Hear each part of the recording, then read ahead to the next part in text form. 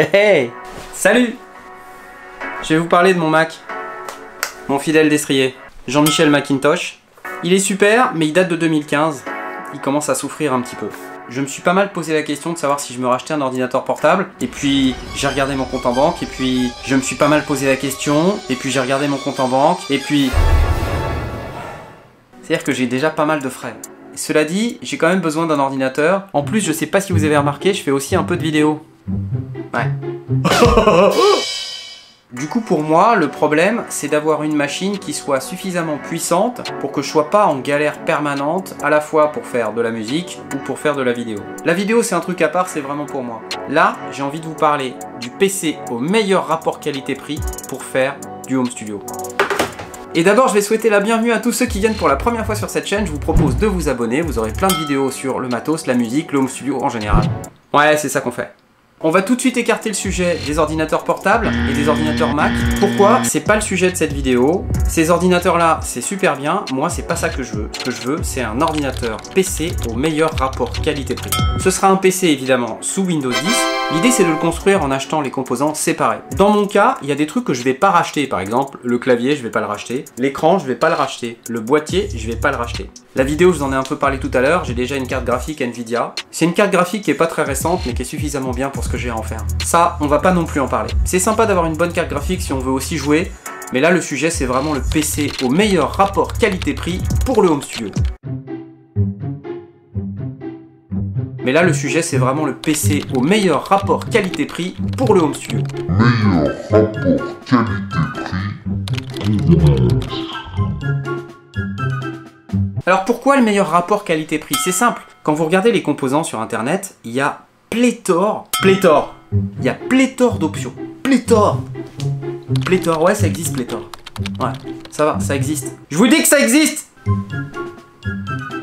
Et en fait, souvent, on est tenté d'aller chercher le truc le plus cher parce qu'on se dit, c'est ça qui va être au top! Quelque part, c'est vrai, cela dit, est-ce qu'il faut aller jusque-là? Est-ce qu'il faut dépenser tout cet argent pour avoir, finalement, une performance qui va certes être excellente, mais le problème avec le monde du PC et des composants en général, c'est que si vous dépensez 2 fois moins, vous vous rendrez compte que vous n'allez pas forcément avoir 2 fois moins de performance. En réalité, vous allez peut-être avoir une chute, peut-être de 10 à 15% de performance. Et ouais, c'est une réalité, les amis. Donc ce que je vous propose, c'est justement de ne pas aller acheter les composants dernier cri, parce que finalement, vous n'aurez peut-être pas besoin d'aller aussi loin en termes de performance. Quand on y réfléchit, on parle peut-être du processeur de l'année dernière, de la mémoire de l'année dernière. Ce sont des composants dont les prix auront beaucoup chuté, mais qui vont être tout à fait satisfaisants pour du home studio.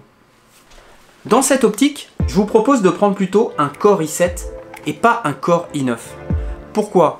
Le Core i9, c'est un super processeur. Dans la musique, la plupart des traitements dont vous allez avoir besoin sont des traitements dits séquentiels. C'est-à-dire que pour pouvoir appliquer votre compresseur sur le bus master, il va d'abord falloir égaliser la piste, il va ensuite falloir la traiter avec un effet, et donc tout ça doit s'opérer en série. Ça ne peut pas s'opérer en parallèle, il faut qu'un traitement arrive après l'autre. Concrètement, traduit en langage de quel processeur j'ai besoin pour pouvoir faire mon meilleur PC au meilleur rapport qualité-prix pour faire de la musique, ça veut dire que c'est pas la peine d'aller chercher les processeurs avec le plus de cœur, là où on peut le plus paralléliser. Il vaut mieux aller chercher les processeurs avec la plus haute fréquence de traitement. Moi j'ai opté pour un 3,2 GHz, Core i7, 8ème génération, Coffee Lake qui s'appelle.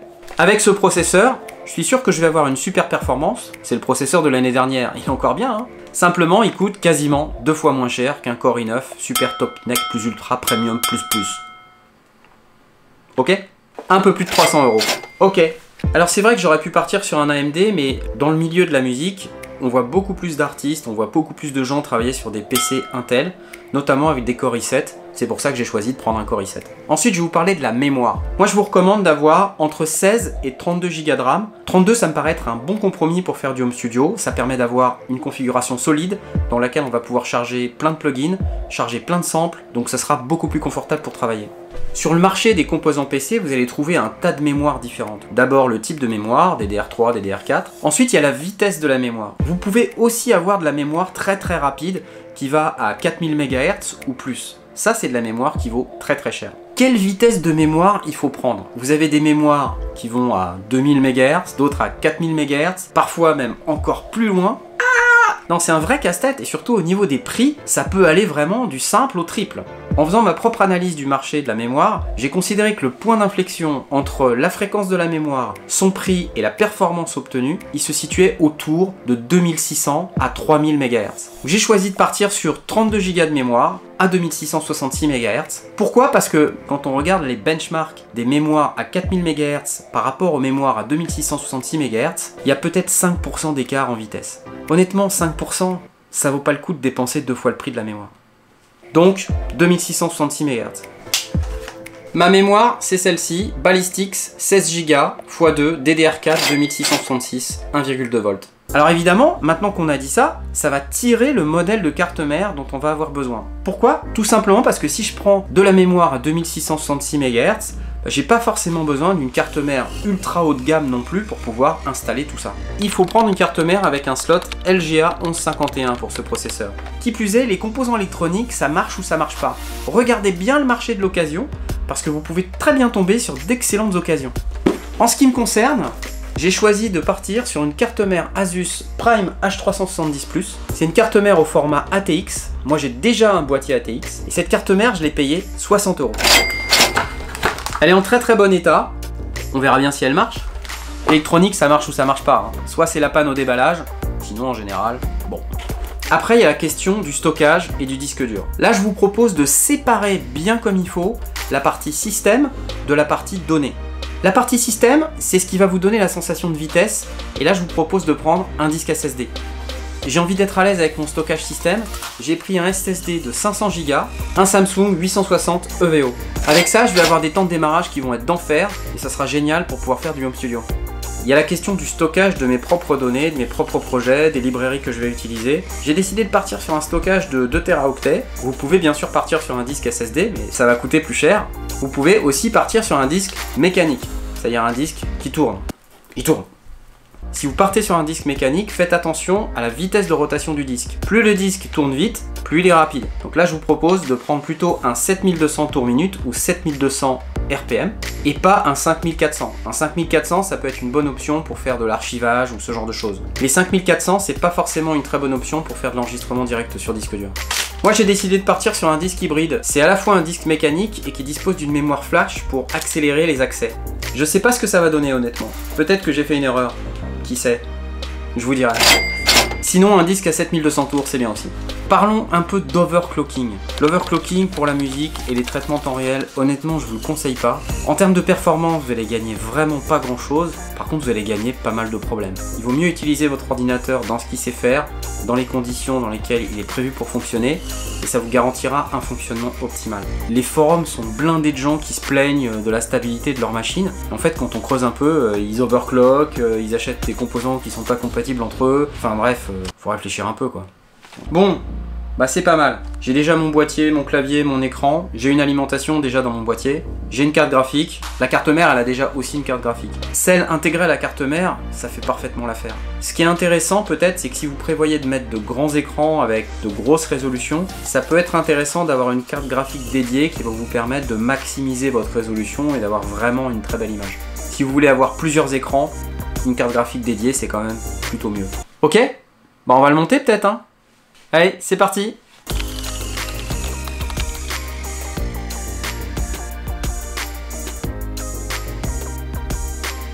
Bon, après avoir passé environ 672 000 heures à réinstaller tout mon système ainsi que tous mes plugins, j'arrive au bout du truc et je dois vous dire que je suis vraiment très très content du résultat. Regardez un peu la perf de mon PC.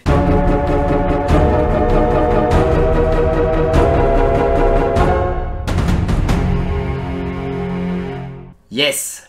Alors évidemment, ça demande de reprendre un peu ses habitudes parce que j'étais très très habitué au Mac, mais honnêtement, je suis vraiment pas perdu. Passer de Mac à PC, c'est pas du tout un problème.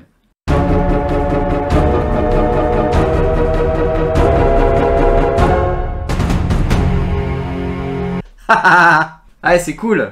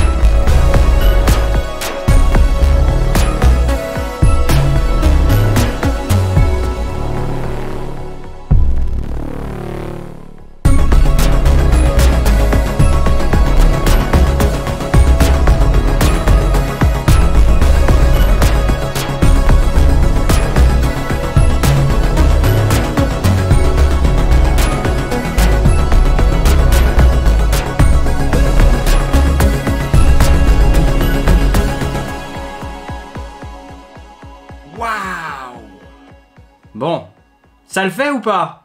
Ça le fait ou pas? Yes! Voilà le PC au meilleur rapport qualité-prix, j'espère que ça vous sera utile. En fait, je vous propose pas d'acheter exactement les mêmes composants que moi, je vous propose juste d'utiliser la même méthode pour choisir vos composants. Ne vous jetez pas sur le processeur forcément le plus puissant et le plus cher, en fait clairement vous allez jeter votre argent par la fenêtre. On peut toujours avoir besoin des 5% en plus. La question qu'il faut se poser, c'est est-ce que je suis prêt à mettre beaucoup plus d'argent pour avoir un tout petit peu de performance en plus. Et si vous claquez tout votre fric dans votre PC, c'est pas grave, c'est bien aussi. Je voulais préciser que tous les composants que je vous ai présentés, je les ai achetés avec mes propres sous. Cette vidéo n'est absolument pas sponsorisée en aucune sorte. Je sais qu'il y a des gens qui nous reprochent de faire des placements produits. En bref, tous ces composants achetés avec mes propres sous, j'en ai à peu près pour 700 €.